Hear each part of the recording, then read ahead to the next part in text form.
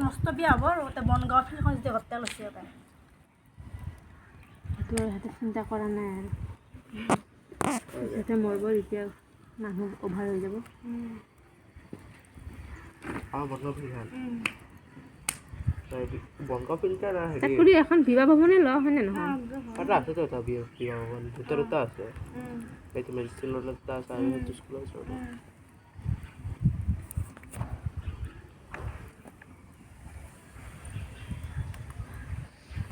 এই ঠাণ্ডাখনত জীৱ জন্তুৰ অৱস্থা নাই